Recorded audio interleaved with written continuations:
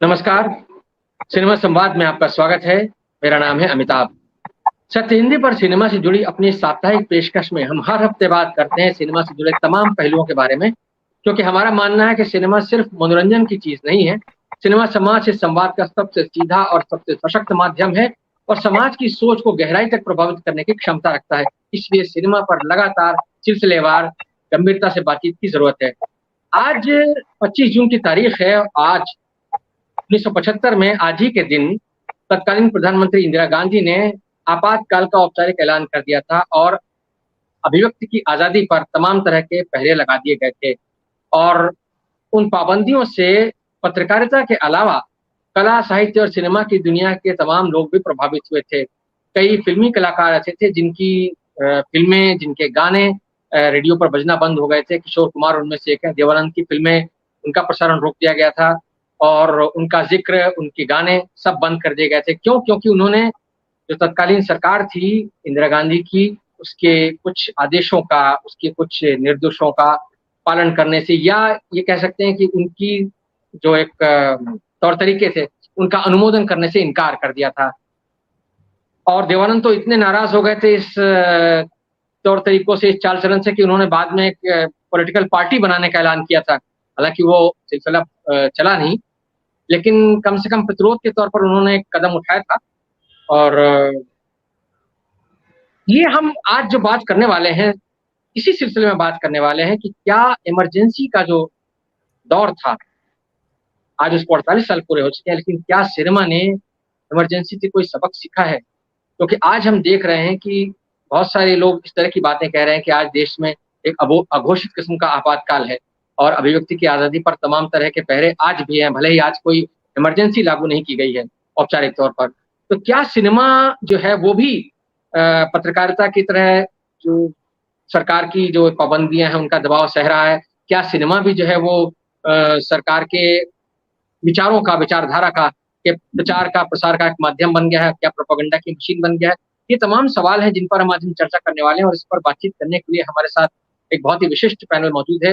मेरे साथ कुछ बहुत विशिष्ट मेहमान मौजूद हैं जिन्होंने कि सिनेमा के अध्ययन, अध्यापन और सिनेमा में ही अपना जीवन बिताया है। मेरे साथ मौजूद हैं प्रोफ़ेसर जबरीमल पारख साहब, जो कि बहुत जाने-माने विश्लेषक हैं सिनेमा के। पिछले 4 दशकों से लगातार सिनेमा पर लिख पढ़ रहे हैं, बहुत सारी किताबें लिख चुके हैं। कमलेश पांडे जी हमारे साथ मौजूद हैं, जो कि हिंदी सिनेमा के बहुत वरिष्ठ पटकथा लेखक हैं और तमाम सफल फ़िल्में लिख चुके हैं। मनमोहन चड्ढा जी हमारे साथ मौजूद हैं, वो भी हिंदी सिनेमा के बहुत वरिष्ठ विश्लेषक हैं। ईरा भास्कर जी हैं, जो कि सिनेमा पढ़ाती हैं, सिनेमा के अध्ययन-अध्यापन से जुड़ी हैं। अजय ब्रह्मात्मा जी हैं, जो कि एक वरिष्ठ फ़िल्म समीक्षक हैं, वर्षों से फ़िल्म पत्रकारिता कर रहे हैं। और हमारे साथ रवि झांकल जी हैं, जो कि एक बहुत जाने-माने अभिनेता हैं और भरत एक खोज जैसे धारावाहिक से लेकर के तमाम सारी फ़िल्मों में हमने उनको देखा है। उनके तमाम तरह के अभिनय के रूप रंग हमने देखे हैं। आप सबका बहुत-बहुत स्वागत है इस कार्यक्रम में। मैं कमलेश जी बात की शुरुआत आपसे करना चाहता हूँ। जो आज हम इमरजेंसी के बहाने सिनेमा को याद कर रहे हैं या इमरजेंसी के दौर के सिनेमा को याद करते हुए आज के सिनेमा को उससे रिलेट कर रहे हैं, तो आपसे मैं ये जानना चाहूँगा, क्या सबक सीखा सिनेमा ने? क्या इस सवाल का कोई एक सीधा जवाब आप दे सकते हैं? क्या अब आपके पास इसका कोई जवाब है कि क्या कोई सबक सीखा है? क्या आपके पास उस दौर की कुछ यादें हैं, जो आपको हाँ। लगता है कि वो दौर जो था इमरजेंसी का, वो आज के दौर से किस तरह से भिन्न था?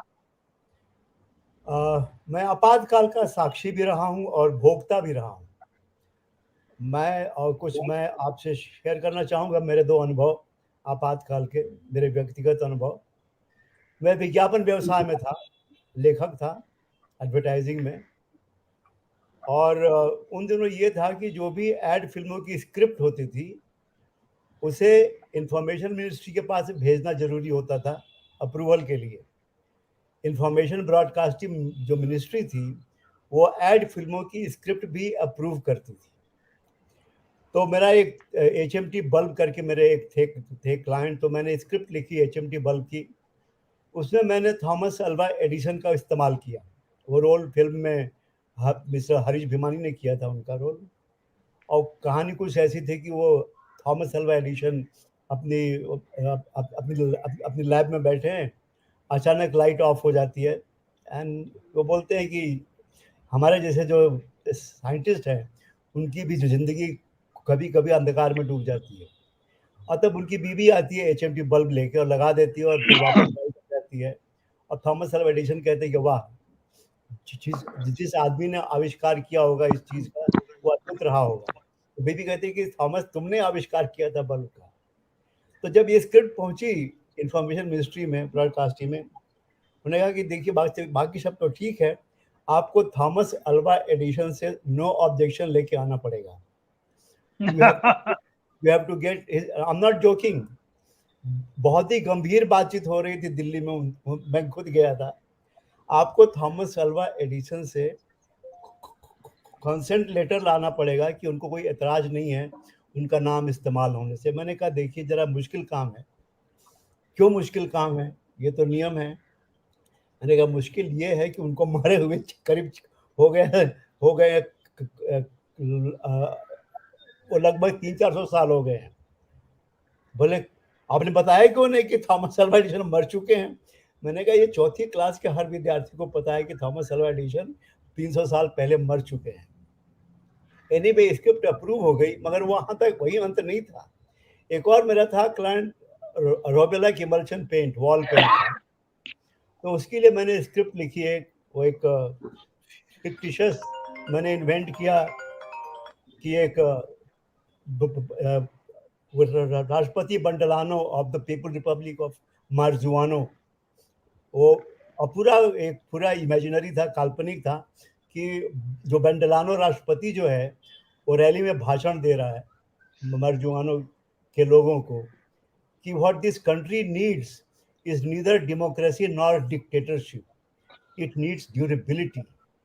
The paint on the walls of this country lasted longer than the rule of the last regime. It was Robelak emulsion paint. And I promise a government as durable as Robelak emulsion paint. तो अब मैं क्या बताऊं वो scene. तो जो अधिकारी थे वो कहते हैं कि देखिए इसमें जो हमारा विदेश मंत्रालय है, एक्सटर्नल अफेयर से बात करनी पड़ेगी, क्योंकि हम नहीं चाहते कि मार्जियानो से हमारे संबंध खराब हो जाए। मार्जियानो से कोई साथ अमेरिकन कंट्री है ये, और जो उनके जो राष्ट्रपति हैं बंडलानो, वो खामखा हमसे खफा हो जाएंगे इस देश से, तो हमारे अंतर्राष्ट्रीय संबंधों में बड़ा बुरा असर पड़ेगा। तो ये तो नहीं हो सकता। तो हमने कहा, मुझे आधा घंटा लगा बोलने में कि हमने इन्वेंट किया है, न मार्जुआनो नाम का कोई देश है, क्योंकि मैंने जो दिखती थी मार्जुआना साउथ अमेरिकन कंट्रीज में, उसके आधार में मैंने नाम रख दिया था। और ये बंडलानो जो हिंदी में शब्द है बंडलबाज, उसी का रूपांतरण है। तो बड़ी मुश्किल से उनको कन्विंस करना पड़ा कि सर ये सब पूरी इमेजिनेशन है, ऐसा ना कोई देश है, ना कोई ऐसा राष्ट्रपति है। पर ऐसे लोग थे। ये हमारे आपातकाल के दिन। अब जो आप बात कर रहे हैं कि अघोषित आपातकाल, ये जुमला भी मुझे लगता है कि उनका ही है जिन लोगों ने पहली बार आपातकाल लगाया था। आजकल वही लोग इस जुमले का इस्तेमाल कर रहे हैं। और क्योंकि अगर अघोषित आपातकाल होता, ये मेरा अपना व्यक्तिगत विचार है, ये जो सारे लोग मोदी को गालियां देते फिर रहे हैं, क्या ये बाहर आजाद घूमते रहते, टीवी चैनलों की डिबेट में अपना बोलते रहते? बिल्कुल नहीं। अगर अघोषित आपातकाल होता तो सब लोग जेल में होते, और आज जो लोग जेल में हैं वो सरकार की वजह से नहीं है, वो अदालत की वजह से, हाई कोर्ट और सुप्रीम। वैसे कमलेश जी, मैं आपको बीच में टोक रहा हूँ, आपने जो बात कही है, अगर अघोषित आपातकाल होता तो आदिपुरुष जैसी फिल्म बन पाती क्या? बिल्कुल, ये आप बताइए। तो ये मैं बिल्कुल मानने को तैयार नहीं कि आजकल अघोषित आपातकाल है। ठीक है, थोड़ा अंकुश है कुछ जगहों पे, और कुछ ईडी और सीबीआई पीछे पड़ी हुई है कुछ लोगों के, मगर ये सारे मामले अदालत के मामले हैं। सरकार का इससे कोई लेना देना नहीं है, वर्तमान सरकार का। तो अगर आपातकाल, अघोषित आपातकाल है, तो उसकी जिम्मेदार अदालतें हैं, कोई सरकार नहीं है, ऐसा मेरा मानना है। बाकी आप लोग देखिए, तो क्योंकि आजकल जैसी फिल्में रिलीज हो रही हैं। जी कमलेश जी, जी मैं जरा, आपने जो बात कही है कि ये आप इसका मतलब कहना चाहिए कि इस अवधारणा का विरोध कर रहे हैं कि अघोषित आपातकाल वाली, मैं जरा ईरा जी के पास चलता हूँ। ईरा जी, जो बात हमने कमलेश जी से पूछी थी और जो हमारा मूल प्रश्न है कि क्या सिनेमा ने आपातकाल से यानी इमरजेंसी से कुछ सबक सीखा, तो उसके बारे में आप क्या कहना चाहेंगे? क्योंकि आप लगातार आपने आपातकाल का वो दौर भी देखा होगा, निश्चित तौर पर आपके पास भी कुछ, अमरीश जी की तरह आपके पास भी कुछ संस्मरण होंगे। तो आपका जो अनुभव है और आपका जो इतने वर्षों का अध्ययन है सिनेमा का, और खासतौर से पिछले 10 साल का जो सिनेमा है, जो नरेंद्र मोदी जब से सत्ता में आए हैं केंद्र की, तब से सिनेमा के अंदर किस तरह की तब्दीलियां आप देख रही हैं? शुक्रिया। एक्चुअली मैं तो कमलेश जी से सहमत नहीं हूँ, क्योंकि बहुत सारे लोग जो फिलहाल जेल में हैं, उनको पुलिस ने जेल में डाला है। कोर्ट्स में तो अभी तक उनकी सुनवाई भी नहीं हुई है, और पुलिस तो डायरेक्टली होम मिनिस्ट्री के अंदर आती है। खैर, वो बात अलग है।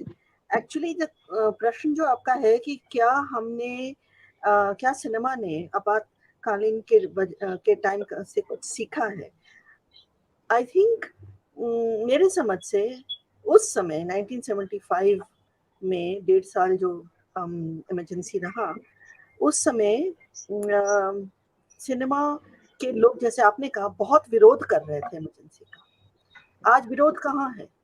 कहाँ है विरोध? एक्चुअली आज सिनेमा प्रोपेगेंडा की तरह चल रही है। अगर आप सम्राट पृथ्वीराज देखें, तान्हाजी देखें, आदि पुरुष देखें, RRR देखें, बहुत सारी फिल्में अभी रिसेंटली जो बनी हैं, सम्राट पृथ्वीराज के एंड में और ये सारी फिल्मों में जो मुस्लिम रूलर्स हैं, उनको बिल्कुल ही मतलब असभ्य, बारबैरिक और बहुत ही क्रूर, वायलेंट किस्म से दिखाया गया है। इवन जो लोग मुस्लिम नहीं थे, जैसे कि तान्हाजी में जो सैफ अली खान का किरदार है, और आदि पुरुष में भी जो रावण का किरदार है, देखने में वो बिल्कुल the iconography of that look is Muslim. और सम्राट पृथ्वीराज के एंड में आता, there's a text on the screen कि वो लास्ट मतलब आखिर हिंदू सम्राट थे। उसके बाद 775 years तक हम जो गुलाम रहे हैं। सो इसका मतलब तो यही है ना कि जो इंटायर सल्तनत पीरियड और मुगल पीरियड है, वो गुलामी का दौर था। Not just the British, but entire सल्तनत एंड मुगल पीरियड को हम नहीं मानते हैं कि वो भारत के लिए कुछ भी पॉजिटिव उस जमाने में हुआ है, और एविडेंस तो बिल्कुल इसके खिलाफ है।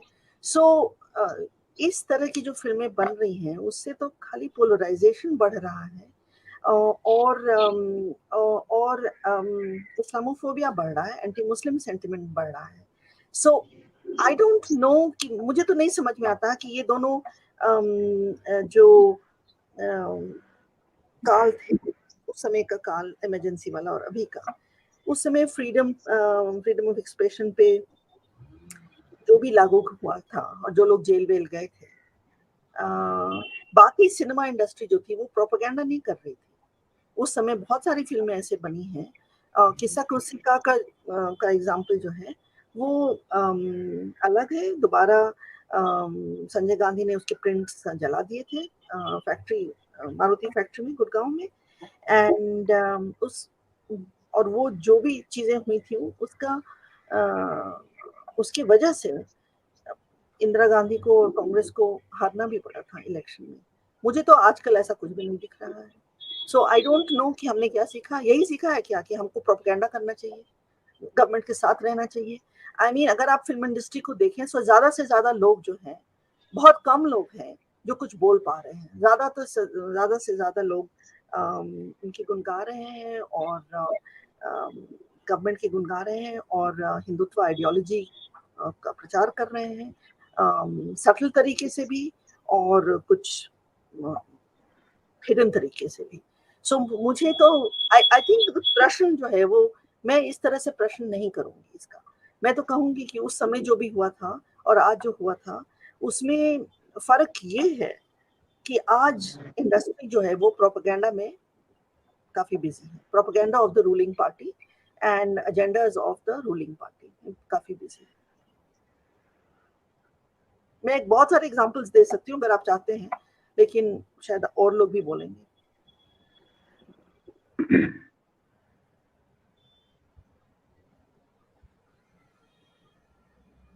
जी, शुक्रिया हीरा जी। मैं रवि जी आपके पास आता हूँ।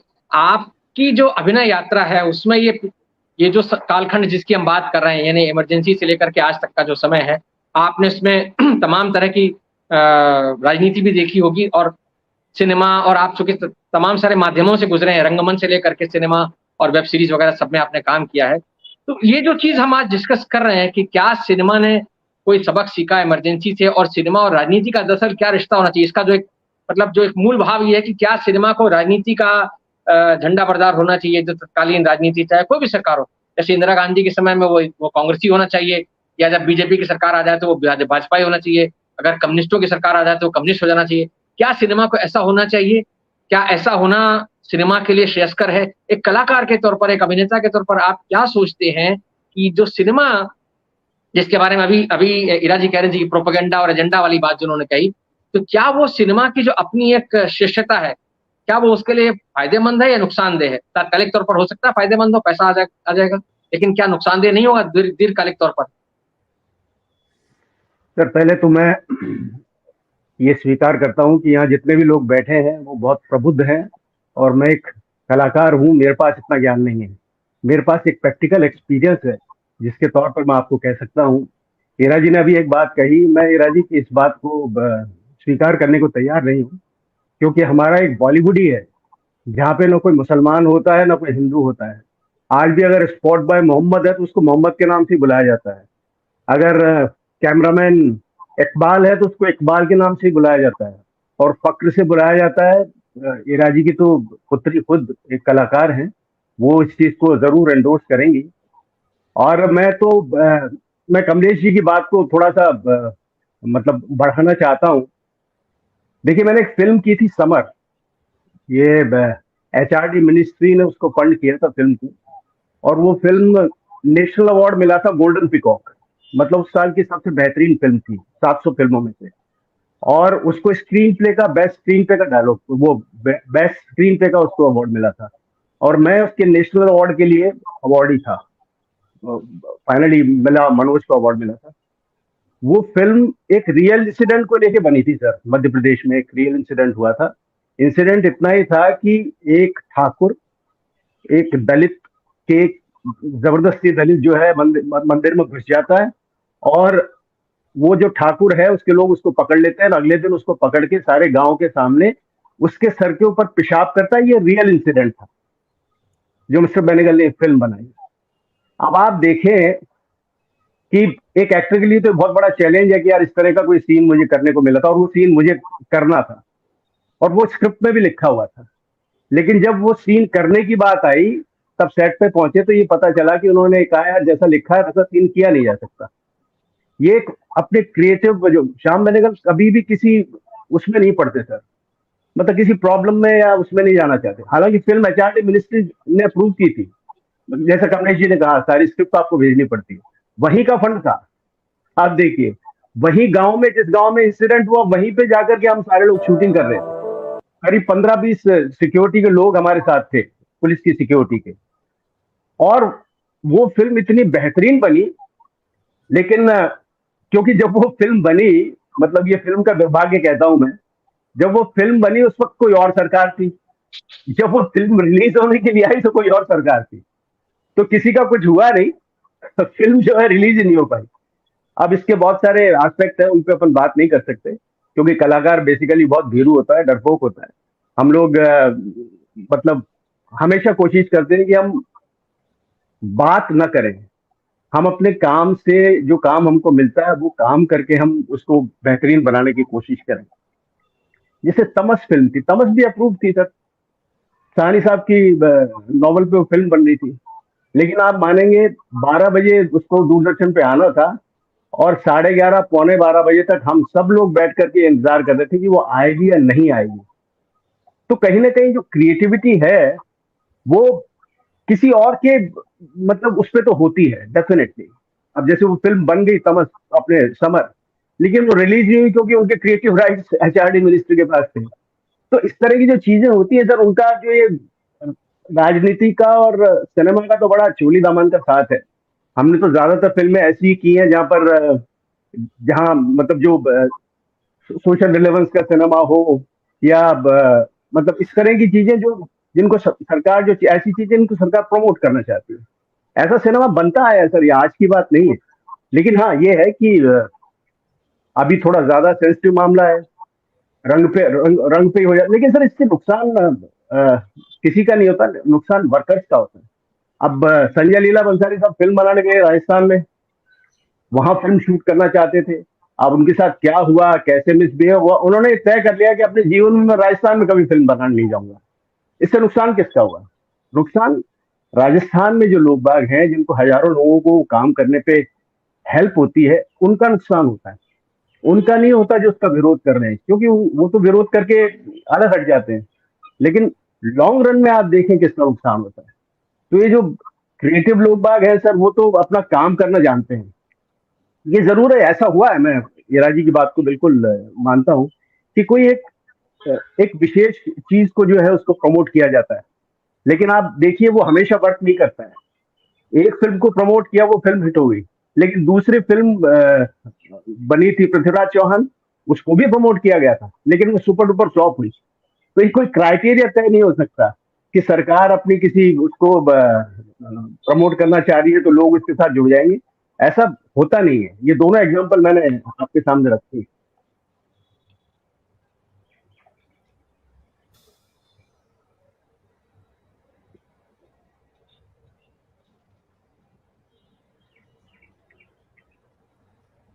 जी, आपने बहुत महत्वपूर्ण बात कही और आपकी बात ने एक बीच में आपने एक बात कही थी कि कलाकार जो होता है वो भीरू होता है, वो थोड़ा बोलने से बचता है। मुझे जब हम इस विषय पर बात कर रहे थे, शुरुआत में मैंने देवानंद का नाम लिया। देवानंद ने अपनी आत्मकथा लिखी है, जो कि बड़ी बहुत ही दिलचस्प और बड़ी पढ़ी जाने लायक किताब है, रोमांसिंग विद लाइफ। उसमें उन्होंने पूरे 3 चैप्टर जो है वो इमरजेंसी और उसकी पॉलिटिक्स पर डिवोट किए हैं। और उन्होंने शब्द इस्तेमाल किया फासिस्ट। मतलब मैं व्यक्तिगत तौर पर मैं स्वयं देवानंद को इतना मतलब परिपक्व नहीं समझता था राजनीतिक तौर पर कि वो इस तरह की शब्दावली का इस्तेमाल करेंगे। मुझे लगता था देवानंद की जो एक छवि है, एक रोमांटिक हीरो वाली, और वो एक नेहरू युग के जो एक रोमांटिक हीरो थे, जिस तरह से उन्होंने उनका एक स्क्रीन पर एक जो एक पर्सनैलिटी थी, तो ये तो बाद में उन्होंने फिल्में बनाई, लेकिन जिस तरह से उन्होंने उस दौर का जिक्र किया है वो अपने आप में बहुत महत्वपूर्ण है। अजय जी, मैं आपके पास इसीलिए आना चाहता हूँ कि ये जो कलाकार वाली बात है और कलाकार की हिम्मत वाली बात है, ये जो एक सबक है। और देवानंद के बारे में ये भी हमने कहा कि भाई उन्होंने पॉलिटिकल पार्टी बना ली थी, जिसमें कि जब उन्होंने उसकी मीटिंग की थी, मुझे पढ़ने को मिला कहीं शिवाजी पार्क में जब उन्होंने मीटिंग की, तो उसमें हेमा मालिनी, संजीव कुमार, शत्रुघ्न सिन्हा, इस तरह के तमाम सितारे जो कि उस समय बहुत लोकप्रिय थे, वे सारे के सारे उस मुहिम से जुड़े थे। और इसमें तमाम ऐसे लोगों को, बुद्धिजीवियों को उन्होंने जोड़ा था। उन्होंने राम जेठमलानी थे, ननी पालकीवाला थे और विजय लक्ष्मी पंडित उस से जुड़ी थी। लेकिन बाद में ये हुआ कि भाई चुनाव कौन लड़ेगा, लोकसभा का चुनाव कोई लड़ेगा कि नहीं लड़ेगा, इस पर जो है मामला आके अटक गया। ननी पालकीवाला ने कहा कि भाई मैं राज्यसभा में तो सोच सकता हूँ, लेकिन लोकसभा का चुनाव नहीं लड़ूंगा। और वहां से जो है चीजें फिर फिजिल आउट कर गई। ये उन्होंने ये भी लिखा है उस एक्सपेरिमेंट के बारे में, उसके बारे में उन्होंने ये भी लिखा है, तकलीफ के साथ लिखा है कि कैसे वो प्रयोग पूरा फेल हो गया। और उसमें उन्होंने अपना एक मैनिफेस्टो वगैरह बनाया था। तो अजय जी, मैं आपसे ही जानना चाहता हूँ, जो ये कलाकार की हिम्मत वाला प्रश्न उठाया रवि जी ने, उसके बारे में आप क्या कहेंगे कि आज जो कलाकार हैं, क्या वो देवानंद जैसे जो एक अभिनेता जिन्होंने की कम से कम इतनी हिम्मत दिखाई, जो कि बहुत लोकप्रिय कलाकार थे और नेहरू युग के बहुत लोकप्रिय कलाकार थे, नेहरू जी के बहुत पसंदीदा कलाकारों में राज कपूर, दिलीप कुमार और देवानंद की जो त्रयी थी, वो तीनों उनके बहुत पसंदीदा लोगों में से थे। लेकिन उसके बावजूद जब वो इंदिरा गांधी की इस यानी संजय गांधी की बेसिकली जो एक डिक्टेट थी, उसके खिलाफ खड़े हुए और विद्याचरण शुक्ला ने उनको बहुत कुछ जो समझाने की कोशिश की, उन्होंने से इनकार कर दिया। तो वो जो हिम्मत दिखाई उन्होंने, आज के कलाकारों में वो हिम्मत दिखती है क्या? क्या आपको लगता है कि उस तरह की कोई जरूरत भी है? अजय जी। जी जी, देखिए, एक तो ये सच्चाई है कि आज देव साहब नहीं है और शत्रु जी भी नहीं है, शत्रुघ्न सिन्हा, और किशोर कुमार भी नहीं है। हम जानते हैं इमरजेंसी के बारे में जो भी पढ़ा लिखा जाएगा उसमें इन तीनों के नाम आते हैं। शत्रु जी कैसे खुलेआम विरोध में आए थे, और किशोर कुमार के तो गाने ही बैन कर दिए गए थे क्योंकि वो उनके प्रोग्राम में नहीं गए थे, और देव साहब के बारे में आपने बताया ही। निश्चित रूप से इन तीनों जैसी कोई शख्सियत आज नहीं है, कलाकारों में या फिल्म डायरेक्टर में या वैसे लोगों में। लेकिन जैसा कि ईरा जी ने कहा या कमलेश जी कह रहे हैं, कमलेश जी की बात से तो मैं भी असहमत हूँ कि अघोषित आपातकाल नहीं है यह सिर्फ अघोषित आपातकाल ही नहीं है, यह सांप्रदायिक आपातकाल भी है।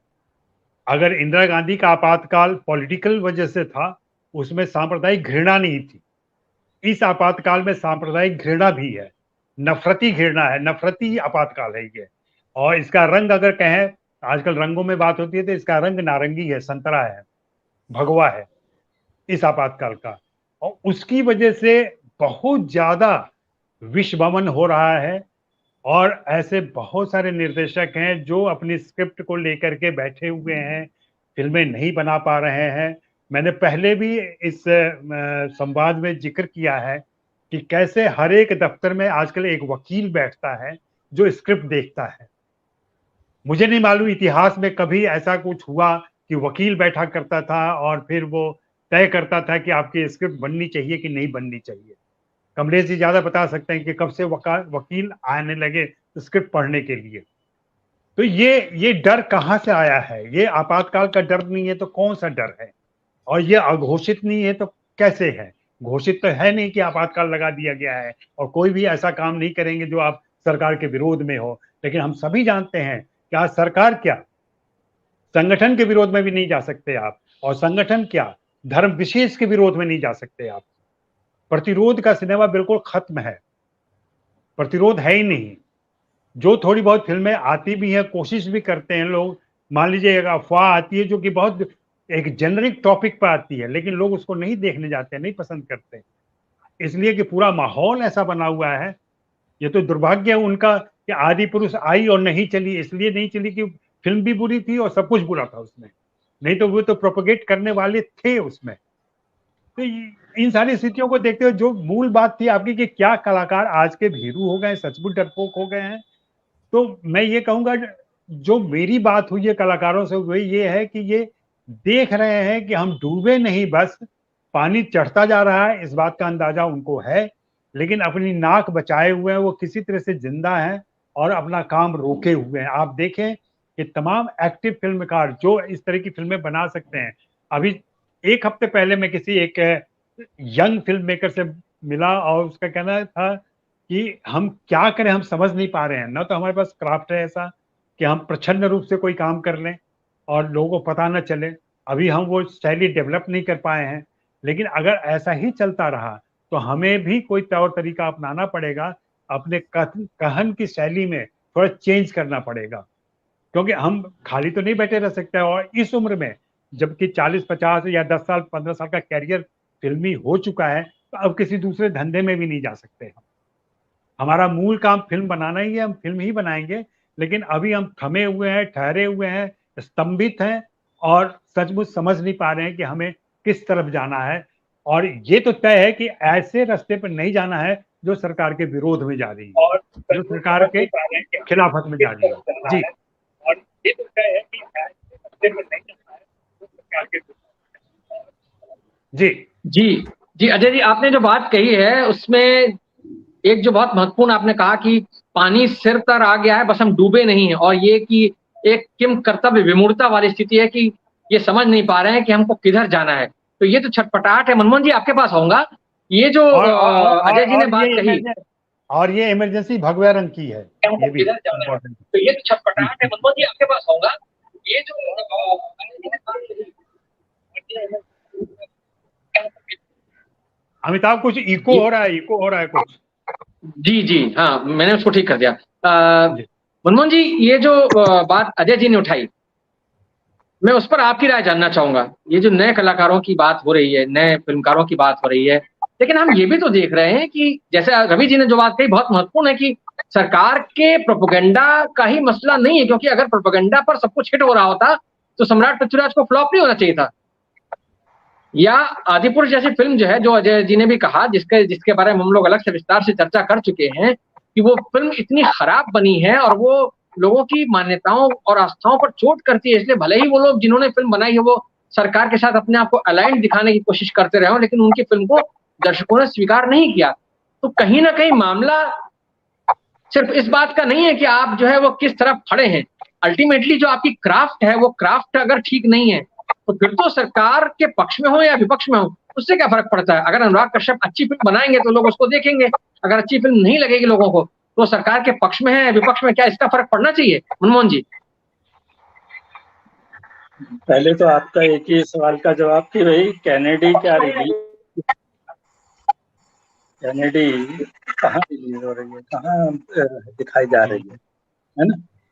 तो ये सब जो है अप्रत्यक्ष एक तरह के दबाव होते हैं और वो दबाव इस समय साफ साफ दिखाई दे रहे हैं, क्योंकि हम देख रहे हैं कि कई वर्षों से कोई अच्छा सिनेमा नाम की चीज ही गायब हो गई है। मतलब आप कम से कम साल, मेरा ये मानना है और मेरी ये स्टडी है, जैसे लोग कहते हैं कि भाई हिंदी उपन्यास बहुत ऊंचा है और हिंदी फिल्में बहुत घटिया हैं, तो मैं हमेशा उन्हें ये कहता हूँ कि आप ये देखिए कि हर साल अगर आप भारतीय सिनेमा का, हिंदी सिनेमा का इतिहास देखें या फिर शुरू से ही देखिए बल्कि 30 से 35 से और आज तक, तो ऐसा हमेशा हुआ है कि 5 फिल्में कम से कम ऐसी होती हैं जिन्हें हम कालांतर में, फिल्म के साथ एक ये भी समस्या है कि जब वो आती है तो लोग रिजर्वेशन रखते हैं और 10 साल बाद या 12 साल बाद उससे फिर पहचानने लगते हैं, उसकी एक बात बनती है। तो 5 एक फिल्में लगभग हर साल बहुत अच्छी बनती रही हैं। और अगर हम ओवरऑल पूरे भारतीय सिनेमा को देखें तो हमें 15-20 फिल्में हर साल मिलेंगी। ये मेरा उन लोगों को जवाब है जो कहते हैं कि हम सिनेमा को पाठ्य पुस्तक की तरह नहीं पढ़ा सकते, या हमारे पास अच्छी फिल्में नहीं हैं, या हम कौन सी फिल्में दिखाएं, हम फिल्म देख के शर्मिंदा हो जाते हैं, वगैरह वगैरह, इस तरह की जो फालतू बातें करते हैं।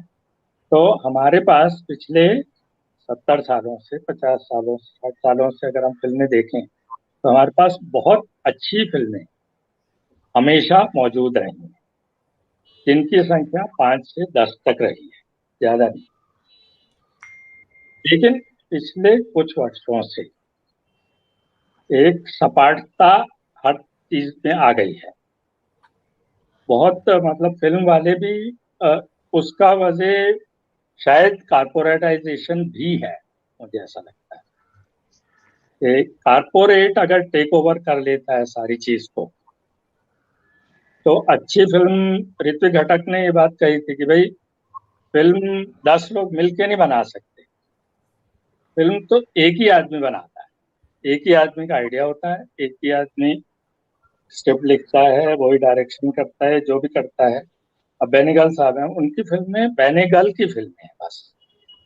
अब श्याम बेनेगल ने एक बात कही कि भाई आप फिल्म पर इसी तरह का कोई प्रतिबंध नहीं लगाएंगे, उन्हें आप एक दर्जा देंगे क्यू से लेकर और 5-6 कैटेगरीज में, और वो सारी सरकार ने बिठाई भी कमेटी और उसने अपनी अनुशंसाएं भी दी, लेकिन आप उन्हें लागू ही नहीं करते।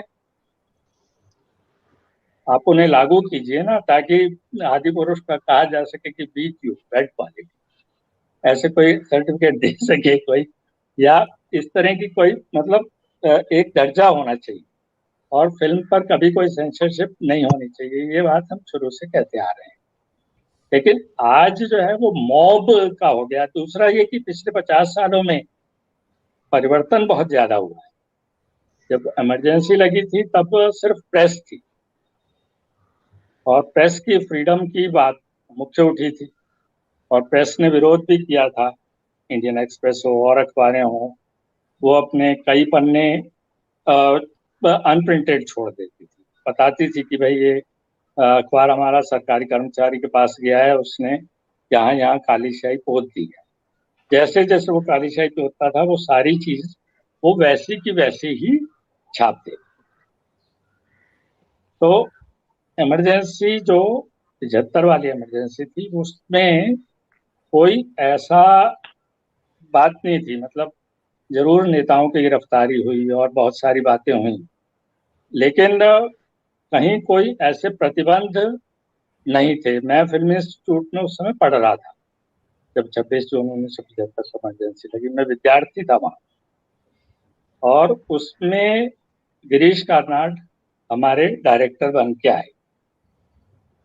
गिरीश कार्नाड उस समय 32 वर्ष के थे। तो एक कहानी प्रचलित थी कि गिरीश कार्नाड ने कहा कि मेरी एक इच्छा है कि मैं फिल्म इंस्टीट्यूट का विद्यार्थी बनना चाहता हूँ। तो जो वहाँ लोग बैठे थे अधिकारी, उन्होंने कहा कि आप 32 साल के हैं और उम्र 30 साल है वहाँ, तो आप विद्यार्थी नहीं बन सकते, आप डायरेक्टर बन जाइए। तो एक जोक चल पड़ा कि वहाँ फिल्म इंस्टीट्यूट में विद्यार्थी बनना मुश्किल है, डायरेक्टर बनना आसान है। लेकिन आप देखिए कि पिछले जब से ये सरकार आई है, डायरेक्टर ही नहीं है फिल्म इंस्टीट्यूट में, कोई आने को तैयार नहीं है। कोई, आप एक डायरेक्टर बिठाइए ना, चाहे वो मिट्टी का माधव हो, चाहे कोई भी हो, आपको एक डायरेक्टर वहां बैठाना चाहिए ताकि इंस्टीट्यूट ढंग से चल सके।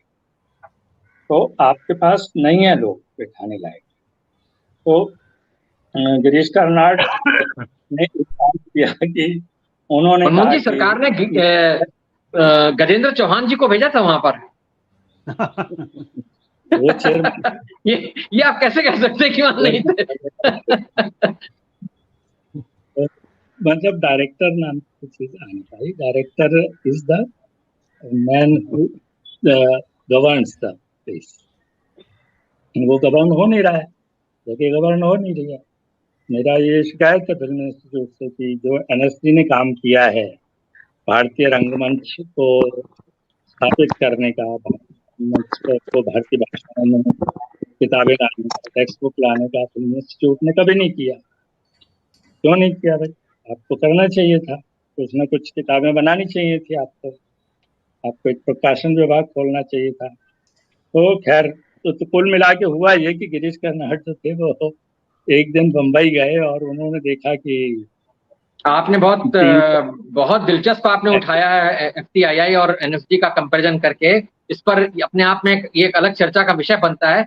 मैं आपकी बात को रोक करके पारख साहब के पास चलता हूं, क्योंकि आपने जो बातें उठाई हैं, पारख साहब आपसे मैं जानना चाहूंगा, क्योंकि आपसे पहले जो सारे हमारे पैनलिस्ट हैं उन्होंने अपनी अपनी राय रख दी है, तो आपके पास उनकी राय का भी एक मौजूद है सिलसिला।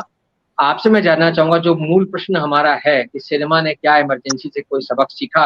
यानी जो सिनेमा उस दौर में या तो क्या कहें सरकार के समर्थन में था या सरकार के विरोध में था, क्योंकि देवानंद का जिक्र मैंने किया, और देवानंद ही क्यों, आईएएस जौहर को हम कैसे भूल जाएं, जो भले ही आप उनको उस दर्जे का अभिनेता न माने या उतने सफल स्टार न कहे जाए, लेकिन उन्होंने नसबंदी जैसी फिल्म बनाई थी और उसमें बाकायदा पैरोडी करके उन्होंने पैरोडी, और मतलब वो बड़ी हिम्मत का काम था जो उन्होंने गाना बनाया था, क्या मिल गया सरकार नसबंदी लगा के। तो ये जो है ये जो इमरजेंसी लगा के ये जो उन्होंने काम किया था, ये अच्छे अच्छे एक्टर नहीं कर पाए। तो ये जो चीजें थी, क्योंकि देवानंद ने अपनी आत्मकथा में नरगिस का जिक्र करते हुए लिखा है कि नरगिस उनको ले गई मीटिंग में किनारे, और उन्होंने कहा कि भाई आप क्यों इतना तीखा बोल रहे हैं, आप क्यों संजय गांधी की बात नहीं मिल रहा, आपको जाके उनसे मिल लेना चाहिए दिल्ली में। तो इस तरह की बातें थी। एक तरफ एक धड़ा वो भी था जो कि इतने प्रतिष्ठित फिल्मकार अभिनेता थे नरगिस जैसे, जो कि सरकार के समर्थन में खड़े थे। दूसरी तरफ देवानंद जैसे अभिनेता थे जिनकी छवि, जैसा मैंने पहले भी कहा, एक मनोरंजन करने वाले अभिनेता की थी। वो कोई राज कपूर की तरह गंभीर फिल्मकार नहीं थे, या दिलीप कुमार की तरह की उनकी देवदास वाली छवि नहीं थी, जिनको कि नेहरू युग का अभिनेता कहा जाता था दिलीप कुमार को। लेकिन उसके बावजूद उनमें जो स्पाइन उन्होंने दिखाई, वो स्पाइन क्या आज वाले जिसकी बात हो रही है, जिस दौर की बात हो रही है, जिसके बारे में अजय जी, ईरा जी कह रहे हैं और मनमोहन जी ने भी जिक्र किया, तो क्या वो जो चीज है उसकी आपको कमी दिखती है? देखिए अमिताभ जी,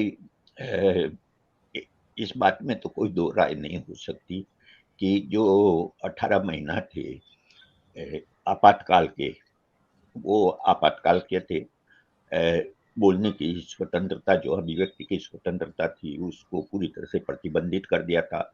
छोटी से छोटी चीज जो है छपने से पहले सरकार को दिखाना पड़ता था और उसकी मंजूरी लेनी पड़ती थी, और अगर उसमें कुछ काटछांट होती थी, मतलब काफी बेवकूफाना किस्म का काम भी होता था, जैसा कि कमलेश जी ने 2 उदाहरणों से बताया। ठीक है, ये सब सही है, लेकिन अगर हम आज के समय से तुलना करें तो मेरे ख्याल आपातकाल की तुलना आज से करने का कोई अर्थ नहीं है, बल्कि करना चाहिए आपातकाल से पहले और आपातकाल के बाद के समय से आज के समय की तुलना। तब ही हम समझ सकते हैं कि आज का समय को अघोषित आपातकाल क्यों कहा जा रहा है, या जैसा कि बहुत लोग, जिसमें मैं भी शामिल हूं, जो ये मानते हैं कि आपातकाल से ज्यादा भयावह समय है। आप 1947 में हमारा देश आजाद हुआ और 1975 तक सिनेमा जो फिल्में हैं वो लगभग पीरियड हमारा जो है काफी महत्वपूर्ण है। वही पीरियड है जिसे स्वर्ण काल के तौर पर भी, गोल्डन एरा के तौर पर भी ध्यान कह सकते हैं। और अगर उस दौर की फिल्में देखें, चाहे वो मदर इंडिया हो, चाहे मुगल आजम हो, चाहे नया दौर हो, चाहे प्यासा हो, बिमल रॉय की फिल्में हो, अमीय चक्रवर्ती की फिल्में हो, मतलब उस दौर के महबूब की फिल्में हो, आप देखेंगे कि वो सत्ता के समर्थन की फिल्में नहीं है, बल्कि उस समय जनता की आवाज को वहां वाणी दी जा रही थी। जो सरकारी कदम, जैसे आप देखिए 1953 में फिल्म बनती है बिमल रॉय, और फिल्म किस विषय पर बनाते हैं कि आप जो उद्योगीकरण कर रहे हैं, वो उद्योगीकरण जो है किसानों को तबाह कर सकता है। ये जो क्रिटिकल, आप आज सोच सकते हैं कि सरकार की किसी नीति के खिलाफ इस तरह की फिल्म बनाई जा सकती है? क्या आप सोच सकते हैं कि नया दौर जैसी फिल्म बन सकती है जो ये बताती है कि मशीनीकरण करने के क्या परिणाम है? क्या प्यासा जैसी फिल्म बनाई जा सकती है जो कि पूरी तरह से बताती है कि आपकी सामाजिक संरचना क्या है? तो मेरा कहना, और इमरजेंसी के बाद के पीरियड को भी देखिए, इमरजेंसी के बाद के पीरियड, या इमरजेंसी का 18 साल बिल्कुल काला स्याह था, लेकिन इमरजेंसी के बाद आपने इमरजेंसी के कई फिल्मकारों ने इमरजेंसी की फिल्में बनाई। नसबंदी का आपने उदाहरण लिया, किस्सा दोबारा बनाई गई, और भी कई फिल्में बनाई। क्या उन पर रोक लगी?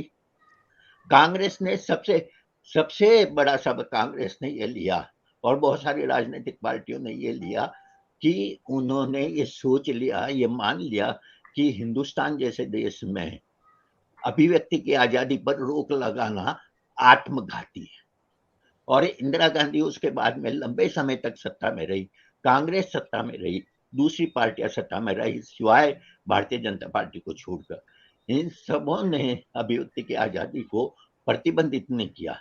फिल्में कैसी बनाई, किताबें लोगों ने कैसी लिखी, वो एक अलग मसला है, लेकिन उन पर प्रतिबंध नहीं था। लेकिन पिछले 9 साल के अंदर जो हो रहा है वो सामान्य नहीं है, वो आपातकाल में नहीं हुआ। आपातकाल में किसी लेखक को घर से उठाकर जेल में नहीं बंद कर दिया गया था। आपातकाल के अंदर अब आप ये देखिए कि मतलब जवाहरलाल नेहरू विश्वविद्यालय, जो आज भी टॉप का विश्वविद्यालय है, उसको कितना बदनाम किया गया, और वहां के विद्यार्थी उमर खालिद 1000 दिनों से जेल में बंद है, बिना किसी मुकदमे के, बिना किसी चार्जशीट के। अदालत पर नहीं छोड़ सकते हम, क्योंकि अदालतों तक तो बातें पहुंचती नहीं है। भीमा कोरे गांव के अंदर जो बुद्धिजीवी बंद हैं, आज तक उन पर मुकदमा नहीं चला, उन पर चार्जशीट नहीं हुई। और ऐसी एक नहीं, बहुत सारी चीजें हैं।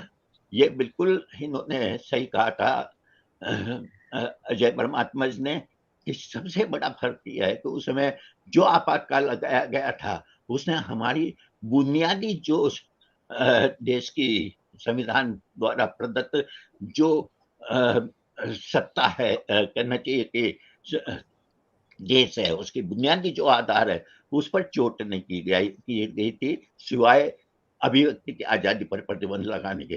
लेकिन आज तो जो तार हैं, यानी कि कहना चाहिए कि समुदायों के बीच में जिस तरह की फूट डाली जा रही है, और फिल्मों के द्वारा, मतलब केरल स्टोरी और कश्मीर फाइल्स जैसी फिल्में बने, ये तो बहुत ही शर्मनाक है कि उस तरह की फिल्में बने। और उसके बाद में हम इस बात पर हम ये कहें कि नहीं, किसी पर कोई रोक नहीं है। हाँ, किसी पर कोई रोक नहीं है कि अगर आप कश्मीर फाइल्स और केरला स्टोरी बनाए तो ताशकंद फाइल्स जैसी फारूक साहब, एक मिनट, मैं आपकी बात को बीच में रोक रहा हूँ। मतलब मेरा अपना एक आपकी बात से, चूंकि आपने केरो स्टोरी और कश्मीर फाइल्स का जिक्र किया, तो देखिए घटनाएं तो हुई हैं, वो जो फिल्में बनी हैं उनका चित्रण जो है वो जिस तरीके से किया गया वो निश्चित तौर पर आपत्तिजनक है, ये मैं भी मानता हूँ, क्योंकि उसके पीछे के जो मंतव्य है वो मंतव्य घटनाओं को दिखाना नहीं है, या उनके प्रति जो उस घटना के शिकार हुए उनके प्रति सहानुभूति व्यक्त करना नहीं है, या उनके लिए कोई निदान खोजना नहीं है। उनका जो उद्देश्य है वो ये कि जो एक दूसरा पक्ष है, जिसको कि मतलब हम अगर साफ साफ कहें तो ये मुसलमानों के खिलाफ जो है एक किस्म की भावना का निर्माण करने के लिए किया गया है। लेकिन आपने जो बात कही है, मैं कमलेश जी के पास लेके चलता हूँ। कमलेश जी, जो बात फारूक साहब कह रहे हैं कि भाई जो उस समय यानी आपातकाल में जो स्थितियां थी वो आज कहीं ना कहीं उससे ज्यादा अलग तरह की स्थितियां दिख रही हैं, हालांकि आप उससे असहमत हैं। फिर भी मैं आपसे ये जानना चाहूंगा कि ये जो सिनेमा है, सिनेमा की, चूंकि आप सिनेमा से जुड़े हुए हैं, सिनेमा की जो मूल अवधारणा है, लोगों के बीच में एक मैसेजिंग की जो एक उसके अंदर और कहानी के जरिए मैसेजिंग की जो एक अवधारणा है, वो अवधारणा क्या सरकार के संरक्षण या सरकार के विरोध की वजह से कहीं उसमें व्यवधान पड़ता है? यानी फिल्मकार जो है वो सरकार के समर्थन के चक्कर में या विरोध के चक्कर में पड़े बगैर कोई अच्छी फिल्म बना सकता है क्या? क्या ये संभव है कि कोई फिल्म पूरी तरह से अराजनीतिक हो और वो लोगों तक एक सकारात्मक संदेश भी ले जाए? कमलेश जी, मैं सिर्फ अपने अनुभव की बात करूंगा। अगर कोई खामखा डर रहा है, भयभीत है, डरपोक है, मैं उसमें कुछ नहीं कर सकता। वो सबकी अपनी व्यक्तिगत अपनी वो चॉइस है कि आप खामखा डरे हुए हैं। मुझे लगता है असली जो समस्या है ना वो बहुत अलग है। हमारी फिल्म इंडस्ट्री में आज सोच और सरोकार की कमी है, लिखने पढ़ने वाले लोगों की कमी है। जो लोग 50s में फिल्में बनाते थे, जिसे हम मानते हैं कि वो हमारे सिनेमा का स्वर्ण युग था, उन्होंने जीवन देखा था, उन्होंने पढ़ा था, सीखा था, अच्छे लेखक थे। वो एक अलग दौर ही था, आज वो दौर नहीं है। आज हमारे जो लेखक भी हैं उनके बीच सोच और सरोकार की कमी है, बौद्धिक ईमानदारी की कमी है, और जो थोड़े बहुत हैं उनका एक एजेंडा है। उन्होंने अपना एक एजेंडा फिक्स कर लिया है कि हम सिर्फ ऐसे ही फिल्म बनाएंगे, और उस पर अगर कोई रिएक्शन होता तो फिर वो हल्ला मचाते हैं कि अभिव्यक्ति की कमी है, अभिव्यक्ति की आज़ादी नहीं है, फला है, ढका है। अरे क्या हमारे जख्मों के गड़े मुर्दे उखाड़ने की आज़ादी नहीं है हमें? अगर कहीं जख्म है, ये जरूरी है कि हम जख्म को पहचाने, वरना उसका इलाज कैसे होगा? हम जख्मों को ढक के 75 साल ढक के बैठे रहे कि नहीं, कहीं कोई जख्म नहीं है, सब ठीक ठाक चल रहा था 75 साल से, और अभी भी सब ठीक चल रहा है। मगर जब लोगों ने गले मुर्दे उखाड़ने शुरू किए तो भाई परेशानी शुरू हुई। ये क्या एजेंडा है? या इसके पीछे कोई सरकार है या कोई हिंदूवादी एलिमेंट लगे हुए हैं? नहीं, ऐसा कुछ नहीं है। और जहां तक मेरा सवाल है, अभी अजय ने कहा कि वकील, आज तक मेरी स्क्रिप्ट किसी वकील के निगाह से नहीं गुजरी। आज तक किसी वकील से मेरा कोई संपर्क नहीं हुआ। वकीलों से मेरा संपर्क रहा है जब मैं एसोसिएशन का हेड था, तो हमारे जो मुद्दे होते थे, अधिकारों की लड़ाई थी हमारे लेखकों की, उसके लिए हम वकीलों के पास जाते थे। स्क्रिप्ट लेके मैं कभी वकीलों के पास नहीं गया, और आज भी नहीं। अभी मैं अपना उदाहरण दूं, अभी मैंने एक स्क्रिप्ट लिखी है राकेश ओमप्रकाश मेहरा के लिए, जो भारत के किसानों पे है, उनकी आत्महत्या पे है। वो फिल्म एक तरह से 2 बीघा जमीन को मेरा ट्रिब्यूट है, लिखा है मैंने।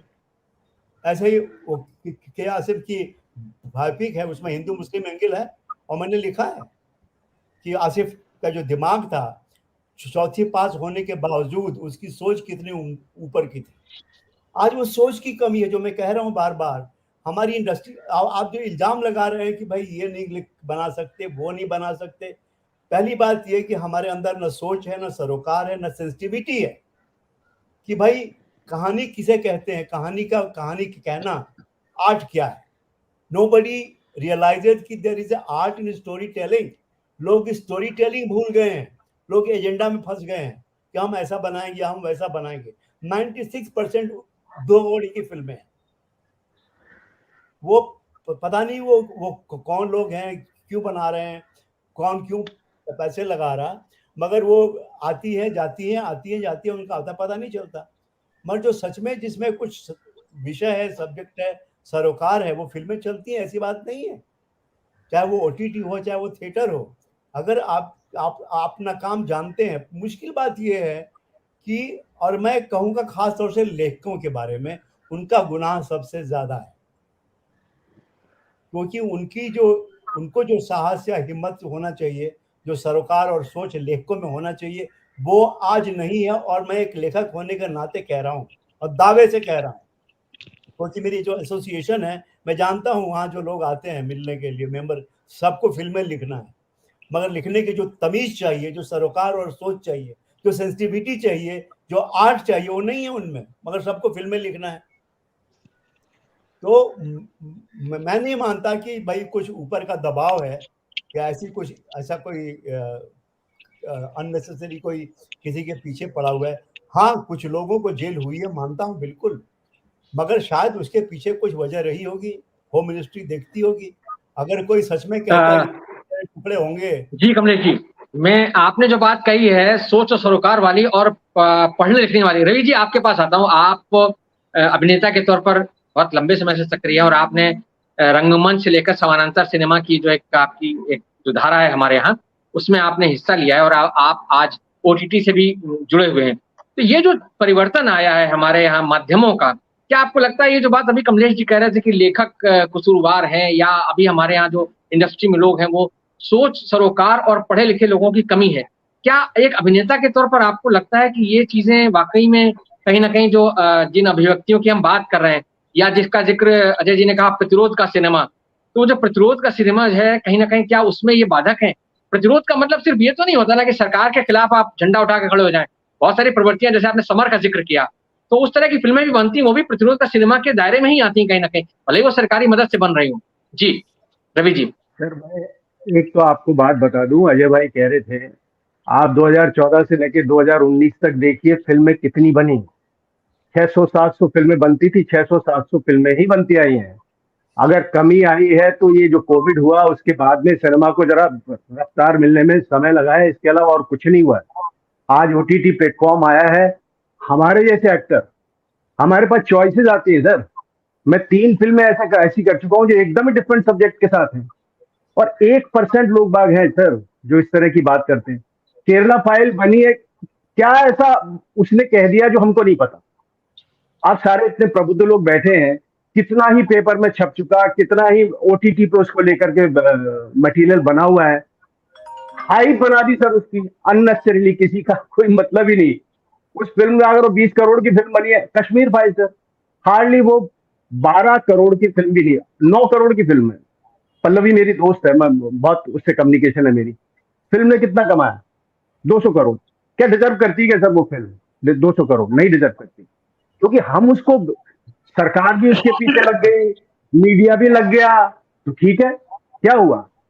मतलब लोगों ने उसको ज्यादा देखा। केरला फाइल के बारे में आप बात नहीं करते तो लोग देखते सर उसको सिर्फ, और आज भी बहुत सारी फिल्में बनती हैं और लोग देखते हैं, उनको हाइप नहीं मिलती है, एक अलग बात है। और आप कहते हैं कि सिनेमा वालों को सबक लेना चाहिए। मैं कहता हूं सर सरकार को सबक लेना चाहिए। सिनेमा क्यों सबक ले सर? हमारा तो एक्सप्रेशन है, हम तो अपनी जो चीज बनाना चाहते हैं हम बनाएं, और बन रही है सर। ओटीटी पे आज सरकार कहती है कि नियम लाओ, कायदे लाओ, तुम लाओ तो सही।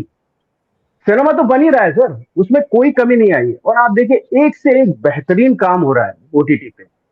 अजय भाई भी इसके मतलब इसका मेरा समर्थन करेंगे।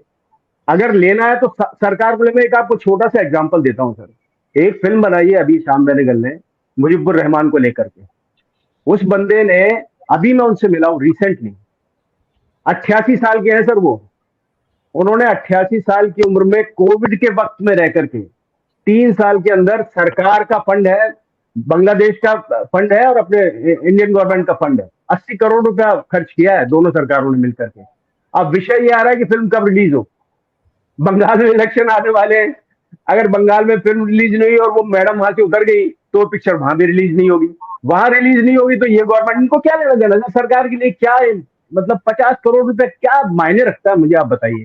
क्योंकि उनका रिलेशनशिप का मामला है, उनको मतलब बांग्लादेश के साथ उनकी टाई अप होनी। सर श्याम बेनेगल का क्या, बेचारों ने जो इतनी बड़ी फिल्म बनाई है, 3 साल अपने दिए हैं, उनकी क्रिएटिविटी का क्या। तो मैं तो सरकार से निवेदन करूंगा सर कि आप अगर किसी चीज को प्रमोट करना चाहते हैं, किसी रिलेशनशिप को भी प्रमोट करना चाहते हैं, चलिए आप इंडो बांग्लादेश की बात करना चाहते हैं, तो सर आपने बात कर दी तो लोगों को तो दिखाओ क्या हिस्ट्री थी। तो सिनेमा सबक नहीं लेगा सर, सरकार सबक ले। और जिसको नहीं बनाना ना बनाए ना सर, क्या फर्क पड़ता है। अभी केरला फाइल आई, इसके बाद अभी कोई दिल्ली फाइल आ रही है, आ जाएगी सर, क्या ऐसा हो जाएगा जो नहीं देखा गया है, कोई फर्क नहीं पड़ता सर। सिनेमा बनता रहेगा, आप कितना भी कर ले। और हिंदू मुस्लिम है ही नहीं सर सिनेमा में। बहुत महत्वपूर्ण बात आपने कही रवि जी, बहुत महत्वपूर्ण बात आपने कही है कि सिनेमा सबक क्यों ले, सरकार को सबक लेना चाहिए। रवि ईरा जी, मैं आपके पास आऊंगा। ये जो बात रवि जी ने कही है कि सरकार को सबक लेना चाहिए, तो क्या आपको लगता है कि आज के जिस समय में, जिस पॉलिटिकल माहौल में हम लोग हैं, उसमें जो हमारे सामने शासन में लोग हैं, या जिस तरह की पॉलिटिक्स हो रही है, क्या उसमें इस तरह की कोई संभावना दिखती है आपको? जैसे पहले जो अभी रवि जी ने बात कही, सरकारी मदद से बनने वाले सिनेमा की, एनएफडीसी का एक बहुत इंपॉर्टेंट रोल रहा है इस देश में अच्छे सिनेमा को प्रोत्साहित करने में। लेकिन आज की तारीख में तो वो एनएफडीसी जो है वो एकदम खत्म हो चुका है, उसका कोई वजूद नहीं है। तो ऐसे में जो सरकार की बात कर रहे हैं रवि जी, वो कहाँ तक संभव हो पाएगी? मुझे तो नहीं लगता कि सरकार कुछ भी सबक लेगी, ये सरकार तो बिल्कुल नहीं लेगी। और मैं एक और बात कहना चाहती हूँ, वो ये, क्योंकि आपका पहला जो प्रेमाइस सवाल था और जो प्रेमाइस है इस प्रोग्राम का, कि हमने कुछ सीखा क्या 1970s के दौर का, इमरजेंसी के दौर से हमने कुछ सीखा क्या। मैं सिर्फ इतना कहना चाहूंगी कि आप 70s में एनएफडीसी, बिफोर एनएफडीसी, उससे पहले फिल्म फाइनेंस कॉर्पोरेशन थी, एफएफसी। और एफएफसी 1969 से जो न्यू वेव, जो मूवमेंट चला, new wave of Indian cinema का जो मूवमेंट चला, क्योंकि हमने गोल्डन एज की बात की है, हमने न्यू वेव का जिक्र अभी तक नहीं किया है। 1969 onward, 70 through the 70s, through the 80s, जब फिल्म जो बन रही थी, जिसमें बेनेगल की फिल्में हैं, तमस है, तमस का जिक्र हुआ है।